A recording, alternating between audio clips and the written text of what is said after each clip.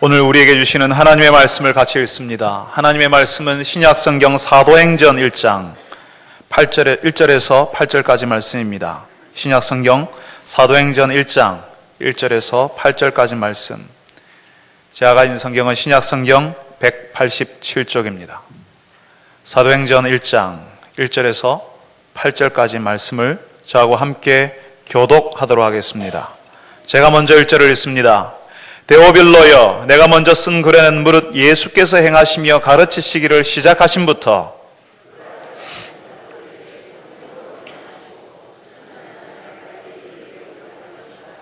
그가 고난받으신 후에 또한 그들에게 확실한 많은 증거로 친히 살아계심을 나타내사 40일 동안 그들에게 보이시며 하나님 나라의 일을 말씀하시니라.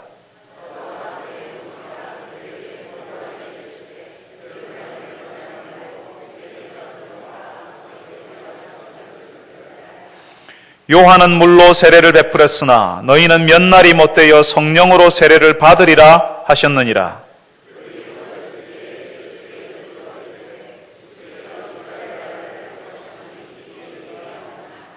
이르시되 때와 시기는 아버지께서 자기의 권한에 두셨으니 너희가 알 바 아니요 오직 성령이 너희에게 임하시면 너희가 권능을 받고 예루살렘과 온 유대와 사마리아와 땅끝까지 이르러 내 증인이 되리라 하시니라.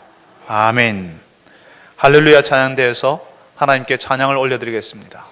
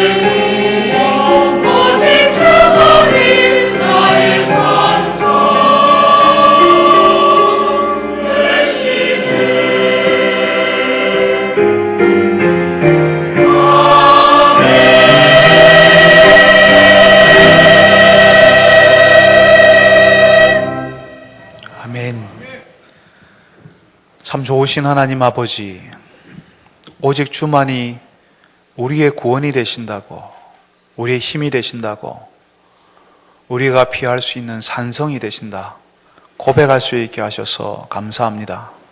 다른 것 의지하지 않고 다른 것 바라보지 않고 오직 주께만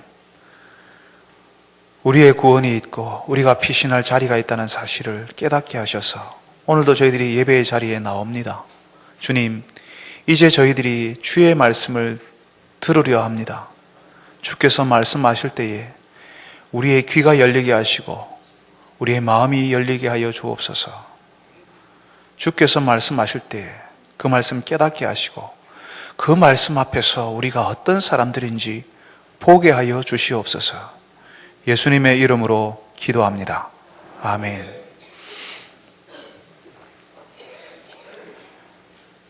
얼마 전에 일주일 정도 지났습니다. 얼마 전에 홍혜선이라고 하는 사람이 스스로 전도사라고 하면서 자기는 천국에도 가봤고 지옥에도 가봤다고 주장을 했습니다.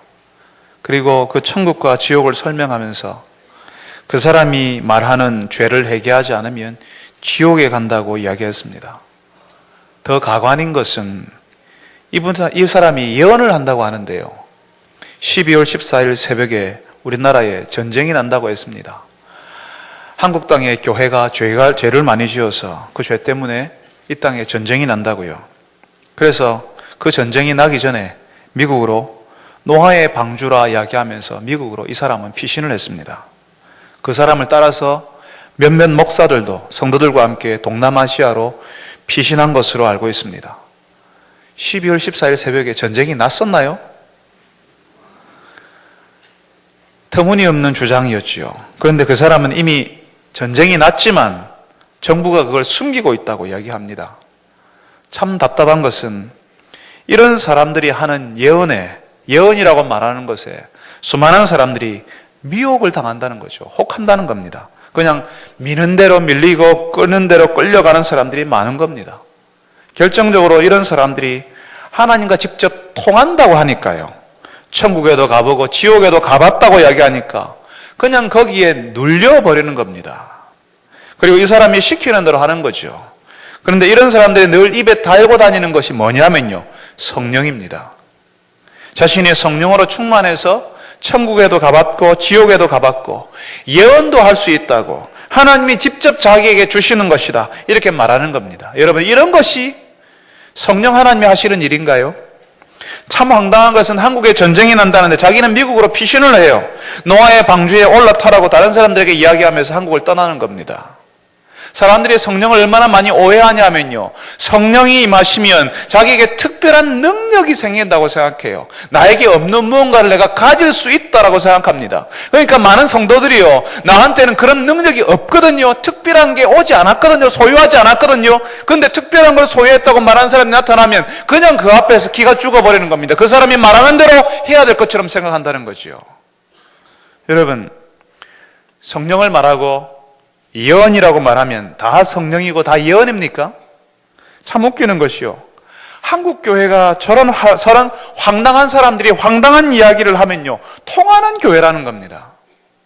한국 교회가 저런 사람들이 이야기를 하면요, 이단들이 이야기를 하면요, 통하는 교회가 한국 교회니까요, 그런 사람들이 특세를 하는 겁니다. 저 이야기를 듣고 노아의 방주에 같이 올라타는 사람들이 있고요, 피신은 가는 사람들이 있다는 거죠. 그 사람들 중에는 목사들도 있습니다. 저런 사람들이 예언을 한다고 하면요, 거기에 안수해달라고 고개를 숙이는 사람들이 얼마나 많은지 모릅니다. 하나님이 나에 대해서 뭐라고 하더냐고 그런 사람들에게 물어보는 사람들이 얼마나 많은지 모릅니다. 사람들이 교회 출석을 하지만 예수 신앙을 몰라요. 교회는 다니는데 예수 신앙을 배워본 적이 없거든요. 예수 신앙을 알려고 하지 않거든요. 그러니까 그런 이야기, 나한테 없는 이야기를 하면, 내가 모르는, 내가 갖고 있지 않은 것을 이야기하면 그냥 그게 진짜 하나님께로부터 왔는가 보다 하고 놀라면서 거기 따라한다는 겁니다. 여러분, 오늘 우리가 읽은 말씀을 보세요. 부활하신 예수님께서 제자들에게, 사도행전에는 이제 제자들이라고 부르지 않고 사도들이라고 부르고 있습니다. 예수님께서 제자들과 함께 40일을 함께 부활하신 예수님께서 이제 제자들과 40일을 함께 계셨다고 합니다. 그때 예수님께서 제자들에게 무슨 말씀하셨다고요?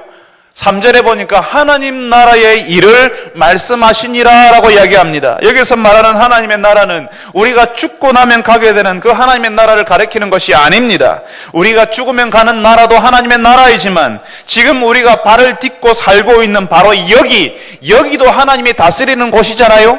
바로 여기도 하나님의 나라인 것입니다. 그러니까 예수님께서 말씀하시는 하나님의 나라는 하나님께서 다스리시고 통치하시는 모든 영역을 하나님의 나라라고 통칭하는 겁니다. 예수님께서 저희들에게 말씀하신 하나님 나라의 일이라는 것은 하나님 나라의 백성으로 사는 것, 하나님의 나라를 경험하는 것, 하나님의 나라를 다른 사람들에게 보여주는 것을 말한다는 거지요. 지금 여기 우리가 사는 곳에서요. 그래서 예수님께서는 사도들에게 예루살렘을 떠나지 말고 하나님 아버지께서 약속하신 것을 기다리라 하셨습니다. 하나님 아버지께서 약속하신 게 뭔데요? 성령님이지요. 성령으로 몇 날이 못되어 성령으로 세례를 받을 것이다 5절에 말씀하시죠. 그러니까 부활하신 예수님께서 제자들과 함께 있는 40일 동안 하나님 나라의 일을 말씀하시고 성령 하나님에 대해서 말씀하시는 겁니다. 그래서 우리가 이제 읽게 되는 사도행전은 바로 이 성령 하나님께서 오셔서 어떤 일을 하셨는지에 대한 기록입니다. 이 사도행전에서 홍해선이라는 사람, 그리고 예전에도 있었고 앞으로도 우리를 찾아오게 될 수많은 이단들이 주장하는 성령님의 역사를 우리는 구분해서 보게 될 것입니다. 성령 하나님이 어떤 분이신지, 어떤 일을 하시는지 우리가 보게 될 거라고요. 성령 하나님이 어떤 일을 하시는지 하나님께서 가르쳐주신 말씀을 통해 아는 사람은 성령 하나님의 역사를 분별하는 일이 너무나도 분명해집니다. 그렇지만 말씀을 통해서 성령 하나님을 들어본 적이 없는 사람은 마치 무당처럼 점쟁이처럼 말하는 사람들의 이야기를 성령의 음성으로 들을 겁니다. 분별이 안 되니까요. 사랑하는 성도 여러분들이 성령 하나님을 깊이 알고 그 하나님의 역사를 악한 영들과 구분하고 분별할 줄 아는 성숙한 성도들이 되시기를 바랍니다. 이 시대에 무당처럼 한국교회를 어지럽히고 있는 수많은 이단들과 거짓 가르침에 대항할 줄 아는 여러분들이 되시기를 바랍니다. 예수님께서 제자들, 사도들에게 예루살렘 떠나지 말라고 하셨습니다. 그런데 제자들에게 예루살렘은 사실 떠나고 싶은 장소였습니다. 예루살렘은 제자들이 예수님의 제자로 사는데 실패했던 장소 아니었습니까? 예수님을 모시고 예루살렘에 입성할 때 40여일 전에, 40한 5일 전에 예루살렘에 입성할 때는 정말 좋았거든요. 사람들이 전부 환호성을 질렀습니다. 환호를 했습니다. 호산나 다윗의 자손이여 찬송하리로다 주의 이름으로 오시는 이여. 사람들이 전부 예수님을 그리고 또 예수 따른 사람을 부러워할 때에 그때 그 소리에 취해서 이제는 잘 되는가 보다. 이제는 됐다. 이제는 고생 끝이다. 내가 예수님과 함께 한자리 할 수 있겠다. 이런 생각했을 겁니다. 그런데 거기서 예수님이 예루살렘에서 십자가에서 죽으시잖아요. 사람들이 고안해내는 가장 잔인한 방식으로 예수님이 고통 가운데 죽으셨습니다. 그때 제자들은 예수님을 다 버리고 도망가 버리잖아요. 예수님께 다 등을 돌렸습니다.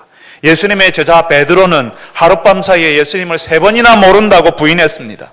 베드로는 예수님과 함께 죽겠다고 맹세했던 사람이었거든요. 그런데 베드로와 제자들 모두 예수님에게서 떠났고 예수님을 부인했고 예수님을 부담스러워했습니다. 다른 사람들이 내가 예수 따르는 사람들이라는 사실을 알까봐 다른 사람에게 숨기고 부끄러워하고 부담스러워했습니다. 예루살렘 중심부에서, 예루살렘 거리에서 실패한 기억을 가지고 있는 겁니다. 그런데 예수님께서 제자들에게 뭐라고요? 예루살렘을 떠나지 말라고 하시잖아요. 이 예루살렘은 예수님을 죽였던 사람들이 아직도 그대로 있는 위험한 지역이었습니다. 위험하기도 하고 얼마 전에 여기서 제자의 삶을 사는 것이 실패했는데 그 예루살렘을 떠나지 말라고 하니까 제자들로서는 얼마나 답답했겠습니까? 이런 곳 말고 처음부터 새 출발할 수 있는 곳으로 내가 실패했다는 사실을 아무도 모르는 곳에서 다시 시작하면 얼마나 좋겠냐? 제자들이 이렇게 생각하지 않았겠습니까? 여러분, 예수님이 그것 모르실까요? 예루살렘이 제자들에게는 부끄러운 장소, 과거의 기억을 떠올리게 하는 장소, 실패했던 자리라는 사실을 예수님이 다 알고 계십니다.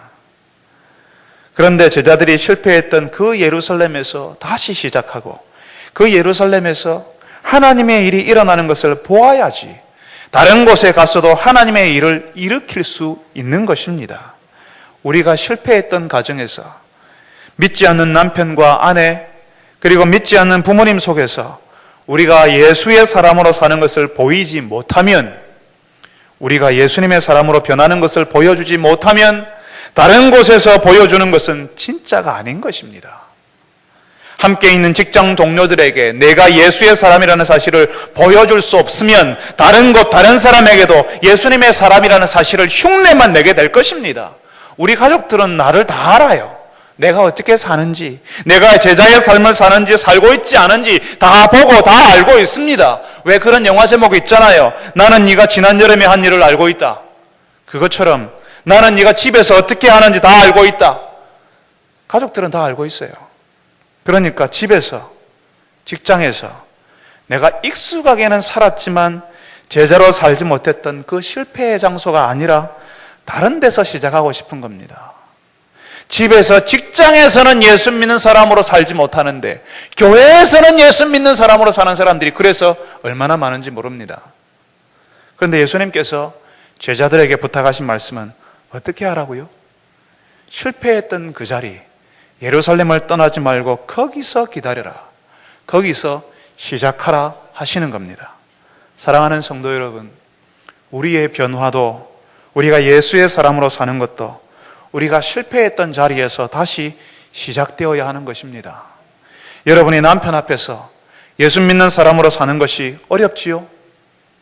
여러분의 아내 앞에서 예수 믿는 사람으로 사는 것이 부담되지요? 그전에는 그렇게 안 했는데 이미 알 것 다 알게 된 직장 동료들 사이에서 예수 믿는 사람으로 살아보려고 하니까 쑥스러워서 힘들지요? 그런데 거기서 시작해야 하고, 거기서 기도해야 하고, 거기서 예수의 사람으로 살아가는 연습을 해야 하는 것입니다.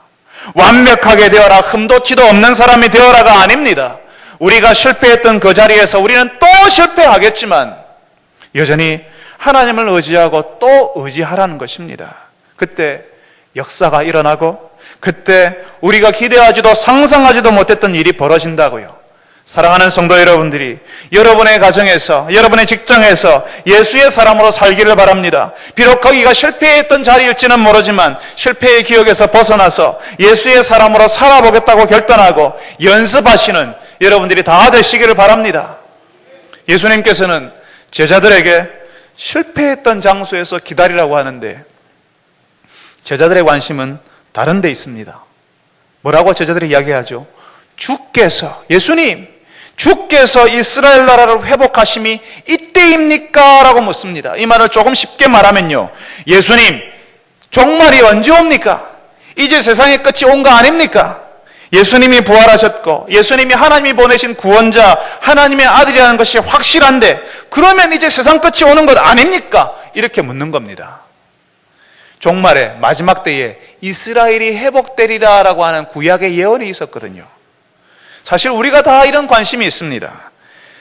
세상의 끝이 언제 올 것인지에 대해서. 그래서 이단들이, 각종 이단들이 득세를 하죠.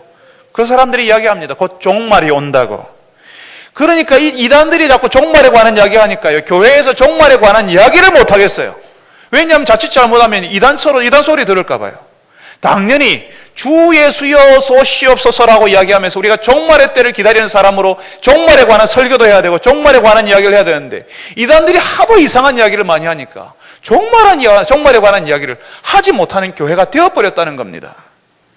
연세가 좀 있으신 분들은 기억하시겠지만 1992년 10월 28일에 예수님 재림한다고 우리나라가 떠들썩했습니다. 세상의 종말이 그때 온다고 말하는 무리들이 있었습니다.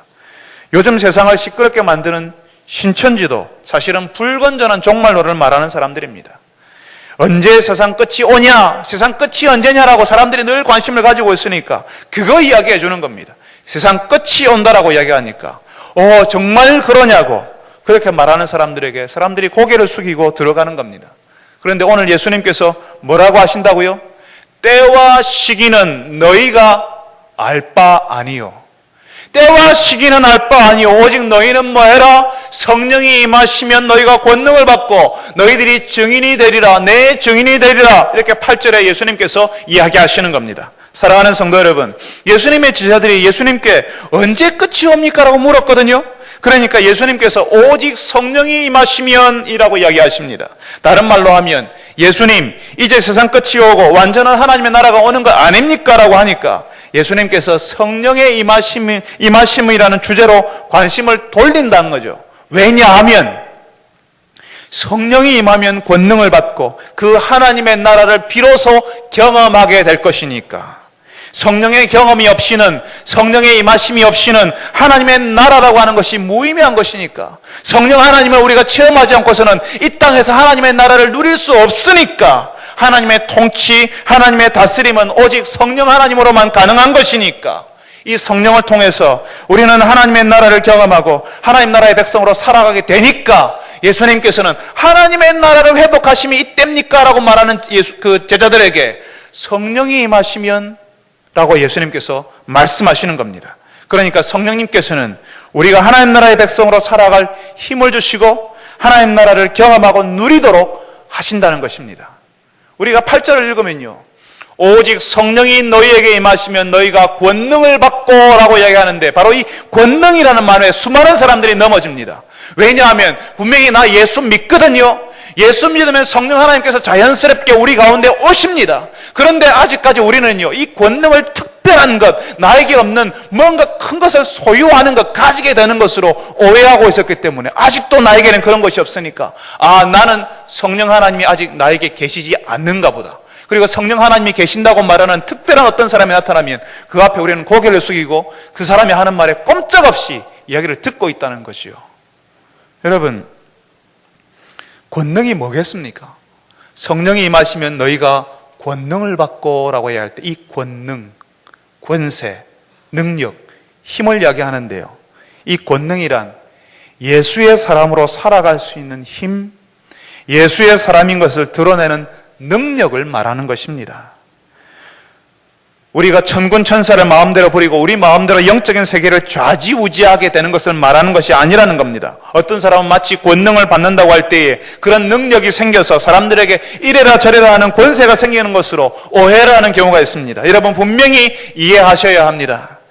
성령 하나님께서는 우리가 예수의 사람으로 살게 하는 겁니다. 우리의 일상 가운데 우리가 그 일상을 통과하도록, 우리가 평범한 일상을 예수의 사람으로 살도록, 우리가 평범한 직장에서 평범한 가정에서 예수의 특별한 사람으로 살도록 만들어주는 것이 바로 권능이라는 것입니다. 너희에게 권능을 받고라고 할 때 그 능력, 그 힘은 우리가 예수의 사람으로 살아갈 수 있는 힘, 우리가 살아가는 가운데 예수를 드러내는 능력을 말하는 겁니다. 예수님처럼 살 수 있게 만들어준다고요. 세상이 반대하고 세상이 위협해도 예수님의 길을 갈 수 있도록, 예수님의 길을 갈 수 있도록 견디고 버티는 능력을 말하는 겁니다. 우리의 일상생활 가운데, 직장에서, 가게에서, 우리의 학교에서, 사업장에서 예수님을 부끄러워하는 사람이 아니라 예수님을 기뻐하고 예수님을 드러내는 삶을 살게 해주시는 분이 바로 성령님이시라고요. 그러니까 우리가 성령으로 충만하였을 때 우리가 살아가는 모든 것에서 우리는 하나님의 나라를 비로소 경험하게 되고 하나님의 나라를 드러내게 되고 결국에는 예수님을 따라 사는 일이 일어나게 되는 것입니다. 여러분, 예수님께서 5절에 이야기하시죠. 너희들이 예전에 물로 세례받은 것처럼, 요한이 물로 세례준 것처럼 너희들이 몇 날이 못 되어서 성령으로 세례받을 것이다. 성령으로 받는 세례에 대해서 얘기하십니다. 여러분, 성령으로 받는 세례가 이런 것입니다. 예수님 당시에 세례를 줄 때 어디서 줬을까요? 우리처럼 지금 이 그릇에다가 물 떠놓고 이렇게 물을 찍어서 머리에 발랐을까요? 그렇지 않습니다. 예수님 당시에는요, 강으로 가서 물속에 잠기는 세례, 그 세례를 받았습니다. 세례를 받을 때 물속에 완전히 잠겨버렸다가 나오는 거죠. 그러니까 예수님께서 성령으로 세례 받을 것이다 라고 얘기할 때 그 성령으로서의 세례는 우리가 성령 하나님께 깊이 들어가 버리는 것, 성령 안에 잠겨버리는 것을 의미하는 겁니다. 몰입되는 거죠. 우리가 그 속에 푹 잠겨버려서 우리가 이제는 성령 하나님 안에 있고 우리가 하는 모든 것이 하나님을 드러내는 모든 상태, 그걸 성령으로서의 세례를 이야기하는 겁니다. 그걸 성경에서는 다른 말로 성령 충만이라고 부르기도 합니다. 그러니까 성령으로 충만하여진 사람, 성령에 사로잡힌 사람은 이 땅에 살지만 이 땅의 질서와는 다른 질서 가운데 다른 나라 사람으로 살게 됩니다. 그걸 예수님께서는 내 증인이 된다, 예수님의 증인이 된다 말씀하십니다. 예수님이 말씀하신 하나님의 나라를 말하고 전하는 사람, 부활하신 예수님께서 40일 동안 뭐 이야기했다고요? 하나님의 나라. 그 하나님의 나라를 말하고 전하는 사람, 그 하나님의 나라를 흘려보내는 사람이 성령이 충만할 때에, 성령으로 세례받았을 때에 가능하게 된다고요. 왜냐하면 그 하나님의 나라를 내가 지금 살고 있으니까, 그 하나님 나라의 백성으로 살고 있으니까 하나님께서는 하나님의 나라를 드러내시는데 교회를 통해서 뿐만 아니라 우리의 가정, 우리의 직장, 사업장을 통해서 하나님의 나라를 드러내십니다. 그러니까 성령 충만한 사람은 자신의 가게에서 하나님의 다스림이 나타나게 해달라고 기도하는 사람입니다. 성령 충만한 사람은 자신이 공부하는 현장에서 하나님의 다스리심이 나타나게 해달라고 기도하는 겁니다. 뿐만 아니라 하나님의 다스림이 나타날 때에 그 가게의 경영이 달라질 수가 있습니다. 그 가게 때문에 수많은 사람이 살아날 수 있습니다. 장사해서 돈 많이 벌고 교회에 11조 많이 하는 그런 수준 아니라는 겁니다. 여러분, 구약 성경의 창세기를 보면요, 요셉이라는 사람이 나옵니다. 이 요셉이 이집트의 장관이 되었는데요, 이집트의 장관이 되어서 국가를 경영합니다. 하나님께서 요셉에게 7년 동안 그 나라에 풍년이 될 것을 알려주시고 준비하게 하시죠. 그런데 그냥 보통으로 준비했으면 7년 동안 풍년 들었어도 그 풍년 든 것 풍청망청 다 써버리고 흉년이 왔을 때는 그냥 옴짝달싹 못하고 흉년에 다 쓸려버렸을 겁니다. 요셉은 거기서 사람을 쓰고 재물을 쓰고 공물을 잘 사용해서 흉년이 찾아왔을 때 사람들이 오히려 살아나고 국가의 부가 늘어나게 하는 것이 무엇인지를, 경영이 무엇인지를 보여주고 있습니다. 그냥 저절로 된 것이 아니라 풍년 동안 거둔 곡물의 보관, 창고, 그리고 각 지역으로 적절하게 분배하는 운송, 그 일을 위한 도로, 인력 배치, 그 곡물의 판매를 위한 조직 관리가 요셉의 지도 아래 이루어졌다는 겁니다. 하나님께서는 그렇게 이집트에 부가 모이게 하셔서 이스라엘 백성들이 그 풍년 이집트 땅에서 번성하게 하신 겁니다. 성령에 충만한 사람을 하나님께서 사용하셔서 국가 경영이 달라지고 하나님의 구원 역사가 이루어지게 하신다고요. 사랑하는 성도 여러분, 여러분의 학업을 위해서 기도하십시오. 여러분의 직장과 사업장, 가게를 위해서 기도하십시오. 여러분의 삶의 연장이 하나님이 쓰시는 장소가 되고 하나님의 나라를 드러내는 도구가 되게 해달라고 기도하십시오. 그냥 밥만 먹고 사는 그런 가게, 그런 직업이 아니라 하나님을 드러낼 수 있게 해달라고 기도하십시오. 여러분, 우리가 우리의 공부, 우리의 가게를 통해 하나님의 나라가 드러나게 해달라고 할 때에는 그냥 기도 시간이 늘어나는 것이 아닙니다. 기도의 방향이 바뀌고 기도의 초점이 달라지는 겁니다. 성탄절이라고 이 앞에 강당 잔식이 정말 예쁘게 되어 있습니다. 이 강당 잔식 하시는 권사님, 이 장식할 때마다 기도하신다 하대요. 하나님 보여달라고, 어떻게 하면 좋겠냐고. 강당 잔식을 위해서, 일주일에 한 번 하는 이 강당 잔식을 위해서 기도하십니다. 식당에서 밥하는 권사님들, 집사님들 맛있는 밥 짓기 위해서 기도하지 않겠습니까? 성도들 잘 섬기게 해주십시오라고 기도하면서 밥 짓지 않겠습니까? 제가 예전에 청년들 사역할 때요, 그 청년들이요, 행사가 있으면요, 앞에 써붙이는 현수막의 글씨체, 디자인 때문에 기도했습니다. 하나님, 좋은 글씨체 보여주십시오. 좋은 글씨체 가지고 사람들을 감동시키게 해주십시오. 좋은 디자인 나오게 해주십시오. 그렇게 기도했습니다. 성령 하나님께서 우리를 비추어 주실 때에 우리가 공부하는 것, 직장생활하는 것, 가게를 운영하는 것, 그 세세한 것 하나까지 하나님께서 우리를 붙잡으셔서 인도하시는 것을 체험할 수 있고 하나님을 감동시키듯이 사람을 감동하는 일이, 감동시키는 일이 일어나게 되는 것입니다. 성령의 충만은 특별한 무엇을 가지는 것이 아니라 예수의 사람으로 여기서 우리가 사는 일상생활 속에서 예수의 사람으로 살아갈 수 있게 만들어지는 것입니다. 그것이 바로 성령의 충만입니다. 하나님께서는 성령에 감동된 사람, 하나님의 일을 위해서 헌신된 사람들에게 어떤 일이 일어나는지를 성경 곳곳에서 알려주는데요, 요즘 경제적으로 어렵다 하지 않습니까?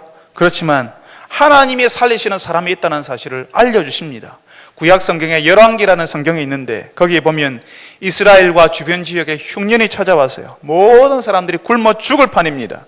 그런데 하나님께서는 하나님의 선지자 엘리야를 사르밧 과부에게 보내십니다. 이방인 여인에게, 이방에 사는 여인에게. 그 여인에게 보내는데요. 그 여인이 그 어려운 지경에도 하나님 앞에 순종하거든요. 그러니까 하나님께서 그 엘리야를 순종하는 사르밧 과부 살리라고 풍족하게 하신다는 사실을 보여주시기 위해서 그 이방인에게 보내시는 겁니다. 그 당시에 이스라엘은 전부 하나님께 불순종하고 있었거든요. 전부 불순종하는데 그 불순종하는 이스라엘과 순종하는 이방인을 보여주셔서 순종하는 이방인이라도 살리신다는 사실을 보여주시는 겁니다. 다 죽는다, 어렵다, 흉년 때문에 우리는 끝났다라고 할 때에 하나님이 살리시는 사람이 있는데, 그런 시기, 그런 어려운 때에도 하나님이 사용하시고 또 풍족하게 하시고 하나님이 세우시는 사람들이 있더라는 겁니다. 어떤 사람? 성령으로 충만한 사람, 하나님께 자신의 인생을 맡긴 사람, 하나님의 일을 감당하기 원하여서 하나님께 순종하는 사람들을 사용하시더라고요. 우리가 성령으로 충만하였을 때에 우리가 살아나고 우리가 하나님께서 하시는 일을 그때부터 비로소 보게 됩니다. 하나님이 하시는 일을 보기 시작하니까요, 하나님이 우리를 살리시는 것이 보이고 하나님이 하시는 일이 보이니까 자연스럽게 우리가 무슨 말을 해요? 보이는 하나님에 대해서 말하기 시작하고 보이는 하나님의 일에 대해서 말하기 시작하는 겁니다. 하나님의 은혜에 대해서 말하기 시작하고. 그래서 예수 믿는 사람들 한번 보세요. 이상하게 말이 다르지 않습니까? 뻑하면 입에서 하나님의 은혜라는 이야기가 나오고 하나님이 우리를 살리셨다는 이야기가 나오고 하나님이 우리를 도우셨다는 이야기를 하지 않습니까? 그게 일부러 그렇게 되는 것이 아니라, 의도적으로 그렇게 되는 것이 아니라, 왜냐하면 보이기 때문에 그렇습니다. 하나님이 하시는 일이 보이고 하나님께서 도우시는 것이 보이기 때문에, 그 눈에 똑똑히 보이기 때문에 그 이야기를 하는 겁니다. 그러니까 자연스럽게 하나님을 말하고 하나님을 드러내는 일이 자연스럽고 즐거운 일이 되는 거죠. 내 속에 임한 하나님의 은혜가 차올라서 바깥으로 흘러내리는 일이 일어날 때에 우리는 너희가 권능을 받고 내 증인이 되리라 라고 하는 말씀이 우리 인생 가운데 이루어지는 것을 경험하게 되는 겁니다. 여러분, 성령으로 충만해지고 싶지 않으십니까? 성령으로 충만할 때 비로소 우리는 하나님 나라를 보게 되고 하나님 나라를 누리게 되고 하나님 나라를 살게 됩니다.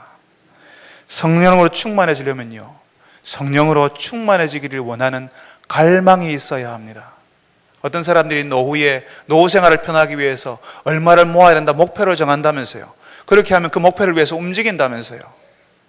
여러분, 하나님 나라의 백성으로 살아가려고 하면 하나님, 내 내면이, 내 마음이, 내 심령이 성령으로 충만케 하여 주옵소서라고 하는 갈망이 있어야 합니다. 나도 하나님을 알게 해 주옵소서, 하나님의 다스림 가운데 있게 하옵소서, 내가 살아가는 이 하루 동안에 하나님과 동행하고 하나님과의 관계 속에 있게 하옵소서라고 기도해야 하는 겁니다. 그래야지만 우리가 하나님의 다스림 가운데 들어가는 겁니다. 의외로요, 많은 성도들이, 많은 교회를 다니는 사람들이 이런 기도조차 하지 않는 것을 볼 수 있습니다. 성령으로 충만해지기를 갈망하지 않은 사람들이 얼마나 많은지 모릅니다. 성령으로 충만해지기를 갈망하지 않으니까 하나님이 보이지 않고 하나님의 나라도 보이지 않고, 그러니까 무덤덤하게 살아가는 거죠.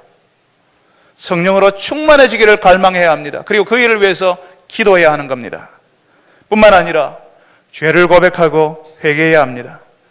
우리가 사소한 죄들은 별것 아니라 생각하고 그런 죄들을 반복해서 우리가 계속 습관처럼 저지릅니다. 사소하기 때문에, 다들 하는 것이기 때문에 괜찮다고 생각하고 쉽게 용인하죠. 우리의 죄가 하나님과 우리 사이에 가로막혀 있을 때에, 그 죄가 가로막혀 있을 때에 우리는 기도할 수 없고 찬송할 때 감동이 없고 말씀을 들을 때 하나님의 말씀이 들리지 않습니다. 다른 사람들은 말씀을 들으면서 은혜 받았다 이야기하고 깨닫는다 이야기하는데 그 하나님의 말씀이 전혀 들리지 않습니다. 죄는 하나님과 우리 사이에 벽을 만듭니다. 하나님과 우리 사이의 관계가 얼어붙게 만들어버리는 거죠. 예수 안 믿는 사람들 보세요. 하나님과 어떤 소통도 없습니다. 처음부터 하나님과의 관계가 완전히 막혀있기 때문에 그렇습니다. 죄는요, 하나님과 우리 사이를 막아버리는 역할을 합니다. 죄가 우리 앞에 있을 때 우리는 하나님을 향하여서 두려운 마음을 가지게 됩니다. 하나님께 나아가는 것이 아니라 하나님을 멀리하고 싶은 마음을 가지게 된다고요. 우리가 죄를 가지고 여러분 교회 나올 때 심정이 어땠는지 한번 생각해 보세요. 교회 나올 때 기쁜 마음으로 나올 수 있었습니까? 두려운 마음으로 나오지 않았습니까? 하나님을 멀리하고 싶고 기도해야 되는데 기도하기 싫고 찬송해야 되는데 찬송이 너무 힘들고 말씀을 듣기 싫은 마음이 들지 않았습니까? 오히려 길을 막고 싶은 마음이 들지 않았습니까? 죄가 하나님과 우리 사이를 막아버린다고요. 오히려 하나님을 멀리하고 싶은 마음을 가지게 만든다고요. 하나님께서 우리의 마음을 비추어 주셔서 우리의 죄를 보게 하시고 우리의 경건하지 못한 생활, 습관, 생각에서 빠져나오게 해달라고 기도해야 하는 겁니다. 우리가 죄를 짓는 것이 문제가 아닙니다. 문제는 그 죄를 회개하지 않고 하나님께 그 죄를 내어놓지 않는 것이 문제입니다. 성령으로 충만해지기를 원한다면 우리의 죄를 하나님께 내어놓고 회개해야 합니다. 그와 함께 성령으로 충만해지려면 우리가 하나님의 말씀을 듣고 읽고 묵상하는 시간을 가져야 합니다. 사람이 예수를 믿게 되면요, 그 사람은 새롭게 출생하는 겁니다. 그 사람이 예수를 믿자마자 성령 하나님께서 그 가운데 임재하시고 내주하십니다. 그렇지만 새롭게 출생했기 때문에 장년이 된 사람처럼 무엇을 해야 될지 알고 하나님의 일을 척척해내는 그런 것은 아니라는 겁니다. 그렇지만 이제 예수님을 믿고 나서는 조금씩 하나님 앞에서 자라기 시작하지요. 어린아이가 출생하면요, 그 아이에게 젖을 먹이고 이유식을 먹이고 해서요, 우리 아이들이 볼에 통통하게 살이 오르도록 그렇게 만들어집니다. 얼마나 이쁩니까? 그런데 그 아이에게 적절한 영양 공급을 해주지 않으면 제대로 자라지 못하지요. 여러분, 북한의 아이들 사진으로 본 적 있습니까? 동영상으로 본 적 있습니까? 영양 공급을 제대로 받지 못해서 평균 키가요 굉장히 작다고 합니다. 아프리카 아이들 영양실조로 뼈와 가죽만 앙상하게 남은 사진 보신 적이 있지요. 여러분, 우리의 영적인 내면의 상태들을 사진으로 찍으면 어떻게 될까요? 뼈와 가죽만 앙상하게 남은 모습일까요? 아니면 볼에 살이 통통 올라와 있는 그런 모습일까요?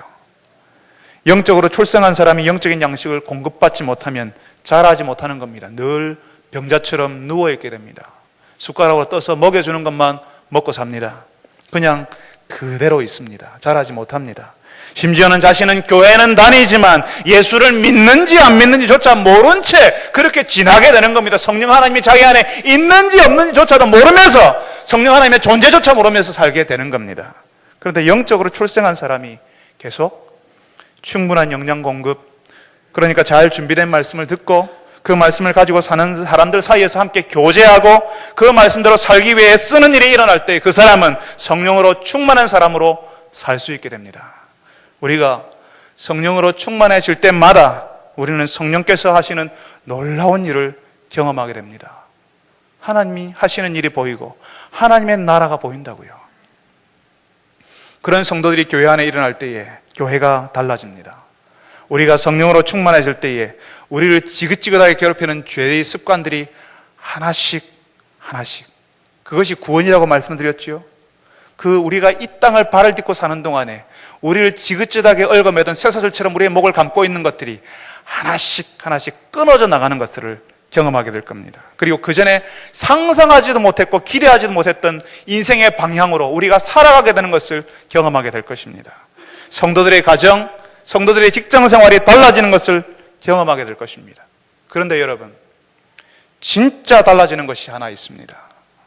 성령으로 세례받을 때에, 성령으로 충만할 때에 우리에게 어떤 일이 일어나냐 하면 우리가 사람들을 사랑하게 됩니다. 가족들, 우리 주변에 허락하신 그 사람들을 귀히 여기고 그 사람들을 존중하게 됩니다. 세상 사람들도요, 예수님이 사람들을 사랑하신 사랑의 구원자라는 사실을 다 알고 있습니다. 성탄절에 크리스마스 트리 점등식 하면 뉴스에 리포트가 나와가지고 이 땅에 그 세상에 사랑을 주러 오신 사랑의 구원자로 아기 예수님이 오셨고 이런 이야기 하지 않습니까? 사람들이 다 알고 있습니다. 그런데 예수님을 믿는다는 사람들이 사람들을 귀히 여기지도 않고 존중하지도 않고 함부로 대하는 것을 볼 때에 그 사람들은 예수 신앙을 마음먹고 조롱할 것입니다. 사랑하는 성도 여러분, 우리가 성령으로 세례받고 성령으로 충만하여질 때에 우리는 예수님의 증인이 되는데 그 증인은 예수님처럼 사랑하는 사람이 된다는 의미라는 것입니다. 우리가 기도 많이 하고 교회 열심히 다니는 것이 증인됨의 표시가 아니라 예수님처럼 사람들을 사랑하는 것이 예수님의 증인된 표시라는 것입니다. 여러분 주변 사람들에게 어설프게 예수 믿으라고 말하지 마세요. 여러분 주변 사람들에게 어설프게 교회 가자고 말하지 마세요. 그냥 사랑해 주십시오. 여러분이 할 수 있는 최고의 것을 가지고 사랑해 주십시오. 기도 많이 하는 것, 교회 열심히 다니는 것은 결국은 사람을 사랑하는 것으로, 예수님이 사랑하셨던 그 사람들을 사랑하는 것으로 나타나야 합니다. 하나님께서 우리에게 허락하신 사람들을 사랑하는 것을 보고 세상이 그때 비로소 우리를 알게 될 것입니다. 저 사람들이 예수 따르는 사람들이라고, 예수의 증인들이라고, 우리가 예수님의 증인이요 성령의 사람이라는 사실을 그때 비로소 세상은 알게 될 것입니다. 사랑하는 성도 여러분들이 예수님의 증인, 성령의 사람 되시기를 바랍니다. 여러분이 실패했던 자리에, 그 자리에서 여러분이 사랑해보지 못했던 그 사람들을 다시 사랑하고 섬겨주셔서 여러분들이 성령의 사람들이요 예수님의 증인이라는 사실을, 지금 하나님의 나라를 지금 현재 살고 있다는 사실을 보여주시는 성도 여러분들이 다 되시기를 바랍니다. 우리 같이 한번 기도합시다. 우리 같이 한번 기도할 때 하나님을 갈망하게 해주십시오. 성령으로 충만케 되는 그 삶을 갈망하게 해주십시오. 죄를 고백하고 회개할 수 있게 해주십시오. 기도와 말씀과 묵상하는 일에, 말씀을 묵상하는 일에 내 시간을 쓸 수 있게 하여 주옵소서. 하나님, 내가 하는 공부, 내가 다니는 직장, 가게, 사업장을 사용하여 주옵소서. 지혜를 주시고 하나님의 나라를 드러내는 인생, 하나님의 나라를 드러내는 가게, 하나님의 나라를 드러내는 장소, 그런 도구가 되게 하여 주옵소서. 하나님을 감동시키듯이 사람들도 감동시킬 수 있게 하여 주옵소서. 우리가 실패했던 그 자리에선 내가 먼저 변하게 하여 주옵소서. 우리 남편이 변하는 것이 아니라, 내 아내가 변해야 되는 것이 아니라 내가 변해야 한다는 사실을 알게 하여 주옵소서. 우리가 그 자리에서 내가 사랑하지 못했던 그 사람 다시 사랑하게 하여 주옵소서. 내가 다른 사람을 사랑함으로, 내 주변에 허락하신 그 사람을 사랑함으로 세상이 내가 성령의 사람이라는 사실을 알게 하여 주옵소서라고 우리 다 같이 한번 한 목소리로 기도하겠습니다. 거룩하신 하나님 아버지, 주님, 오늘 저희들이 성령이 임할 때에 어떤 일이 벌어지는지를, 어떻게 하면 성령이 충만하여지는지를 같이 나누게 하셔서 감사합니다. 주님, 저희들이 성령으로 충만하여지기를 원합니다. 주님, 저희들이 예수의 제자로, 예수의 증인으로, 성령의 사람으로 살아가기를 원합니다. 주님, 저희들이 실패했던 그 자리에서 주님, 저희들이 사람들을 사랑하게 하여 주시옵소서. 예수의 제자로 살아가지 못한 것이 주님의 다른 사람들을 사랑하지 못한 것입니다. 주님이여, 저희들에게, 우리에게 허락하신 그 사람, 우리 주변에 두신 그 사람들 미워하며 사는 것이 아니라, 불평하며 원망하며 사는 것이 아니라 사랑하게 하여 주시옵소서. 겸손하게 섬기게 하여 주옵소서. 존중하게 하여 주옵소서. 돌보며 배려하게 하여 주시옵소서. 그리하여서 세상이 우리가 예수를 따르는 예수의 증인들, 성령의 사람들이라는 사실을 알게 하여 주시옵소서. 주님, 저희들이 성령으로 충만하여지기를 원합니다. 주님이여, 저희들이 성령으로 충만하여지기를 원하여서 이를 위해서 기도하게 하여 주시옵소서. 주의 말씀에 묵상하게 하여 주옵소서. 주님이여, 저희들이 사람들과 사귀는 관계 속으로, 교제 속으로 들어가게 하여 주시옵소서. 주님, 저희들의 섬김과 사랑을 통하여서 주의 교회가 예수의 증인이 되는 교회 되게 하여 주시옵소서. 사랑하는 주님, 이제 저희들이 예수의 제자가 되기를 원하는데, 주님, 특별한 것, 굉장한 것, 우리에게 없는 것 받으려고, 가지려고 다른 사람들이 그것 있다, 거기에 우리가 미혹되지 않고 주께서 우리에게 말씀하시는 대로 성령으로 충만한 사람 되게 하여 주옵소서. 주님, 저희들이 구하는 것은 예수님이 그렇게 사셨던 것처럼 우리도 예수님이 사랑하셨던 그 사람들 사랑하며 살게 하여 주시옵소서. 섬기게 하여 주옵소서. 예수 믿지 않는 내 남편, 아직 교회에 나오지 않는 우리의 아내, 자녀들, 부모님들, 우리가 할 수 있는 최선을 넘어서서 섬기고 사랑할 수 있도록 도와주시옵소서. 그래서 그 사랑을 보고 세상 사람들이 우리가 예수를 따르는 증인이라는 사실을 세상 사람들이 인정하고 발견할 수 있도록 도와주시옵소서. 주님, 공부하는 학생들이 있습니다. 직장 다니는 직장인들이 있습니다. 가게를 경영하고 사업장을 경영하는 주의 백성들이 있습니다. 주님, 성령 하나님께서 충만케 하여 주셔서 성령 하나님께서 그 직장과 가게와 그리고 또 삶의 현장 가운데, 공부하는 학업의 현장 가운데 임재하여 주셔서 그 일 감당하게 하여 주옵시고, 주님, 그 일을 통하여서 더 많은 사람들을 사랑하고 섬기고 살려내는 일들을 하는 사람들 되게 하여 주시옵소서. 주님, 그리하여서 성령 충만함이, 성령으로 세례받는 것이, 성령으로 살아가는 것이 예수의 사람으로 살아가게 한다는 사실을 아는 주의 백성들이 다 되게 하여 주시옵소서. 예수님의 이름으로 기도합니다. 아멘.